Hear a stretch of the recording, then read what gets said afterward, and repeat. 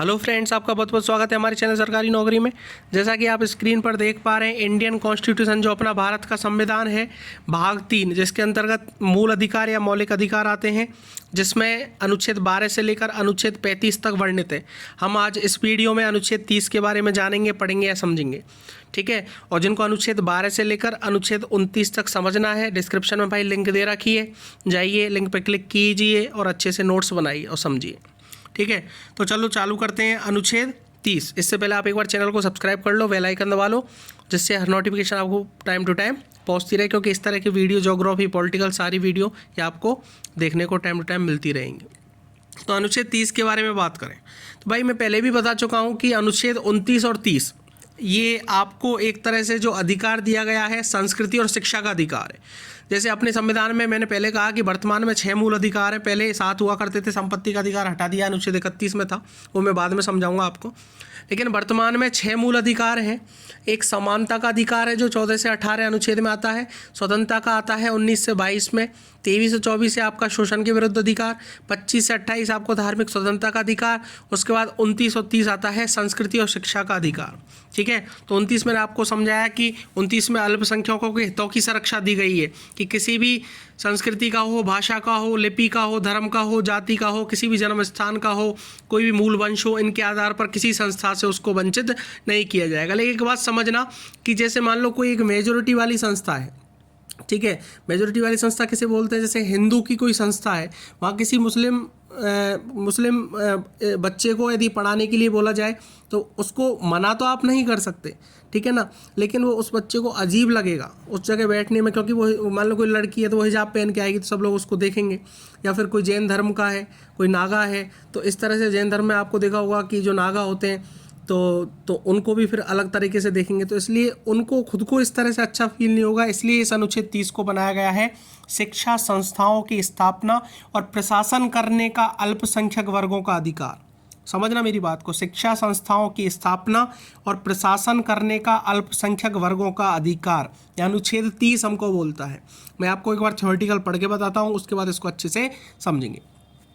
धर्म या भाषा पर आधारित सभी अल्पसंख्यक वर्गों को अपनी रुचि की शिक्षा संस्थाओं की स्थापना और प्रशासन का अधिकार होगा। कहने का मतलब अल्पसंख्यक जो भी लोग हैं वो अपनी संस्था अपनी स्वेच्छा से खोल सकते हैं, उनको पूर्णतः अधिकार दिया गया है।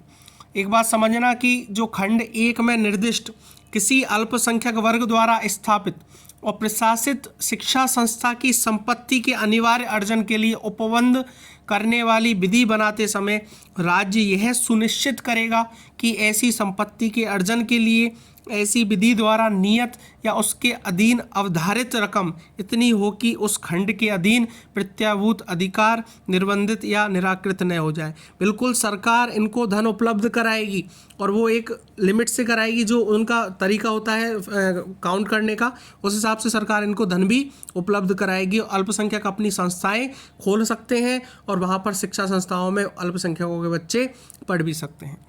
जैसे दूसरा पॉइंट क्या बोलता है कि शिक्षा संस्थाओं को सहायता देने में राज्य किसी शिक्षा संस्था के विरुद्ध इस आधार पर विभेद नहीं करेगा कि वह धर्म या भाषा पर आधारित किसी अल्पसंख्यक वर्ग के प्रबंध में है। कहने का मतलब ये है कि राज्य यदि इस तरह से किसी के साथ विभेद नहीं करेगा, ऐसा कोई कानून नहीं बनाएगा, इस तरह से कोई विधि नहीं बनाएगा कि हिंदू यूनिवर्सिटी के लिए कुछ अलग कानून और मुस्लिम यूनिवर्सिटी के लिए कुछ अलग कानून, ठीक है ना। कहने का मतलब विभेद नहीं करेगा धर्म के आधार पर किसी भी शिक्षा संस्थाओं में, ठीक है ना। सबको समान राशि प्रोवाइड कराएगा, सबको समान धन प्रोवाइड कराएगा और अल्पसंख्यक अपनी संस्थाएं अपनी इच्छा से खोल सकते हैं। जैसे मैं आपको एग्जांपल के तौर पे बताऊं कि जैसे मुसलमानों में मदरसा चलता है, हम क्या सोचते हैं कि मदरसा गैर कानूनी है, इल्लीगल है, लेकिन मदरसा बिल्कुल इल्लीगल नहीं है। अब अनुच्छेद 30 को समझिए, अल्पसंख्यक को अपनी संस्था खोलने का अधिकार है, बिल्कुल खोल सकते हैं, और सरकार को भी उनको धन उपलब्ध कराना पड़ेगा। यह अनुच्छेद 30 हमको बोलता है। जैसे कोई भी संस्कृत विद्यालय है, बनारस में है, बहुत सारे संस्कृत विद्यालय चलते हैं, लेकिन उसमें भी सरकार को धन उपलब्ध कराना पड़ेगा। जैसे आप सोचो कि मदरसा में धन उपलब्ध नहीं कराए तो वो अनुच्छेद 30 के खिलाफ हो जाएगा, ठीक है ना। तो इनमें कराना पड़ेगा, संस्कृत विद्यालय में कराना पड़ेगा, कोई भी हिंदू यूनिवर्सिटी है वहाँ भी सरकार को धन उपलब्ध कराना पड़ेगा। जैसे ये बॉन्डेड नहीं है कि जैसे आप सोचते होंगे कि अलीगढ़ की जो मुस्लिम यूनिवर्सिटी है या बनारस की जो हिंदू यूनिवर्सिटी है तो अलीगढ़ की मुस्लिम यूनिवर्सिटी में मुस्लिम पढ़ेंगे, नहीं, ऐसा कुछ नहीं है। ये जो यूनिवर्सिटी है हिंदुओं को एंटर करने से मना नहीं करेगी। ये मैंने आपको अनुच्छेद 29 में बताया कि संस्कृति, भाषा, लिपि, धर्म, जाति इनके आधार पर किसी भी शिक्षा संस्था में किसी भी अल्पसंख्यक को वंचित नहीं किया जाएगा। लेकिन हाँ, मेजोरिटी से अपनी संस्था खोल सकते हैं, ये अधिकार देता है अनुच्छेद 30, और सरकार भी इन्हें धन उपलब्ध कराएगी, ये अनुच्छेद 30 हमको देता है। ये अनुच्छेद 30 के बारे में इस वीडियो में आपने देखा। Thank you very much.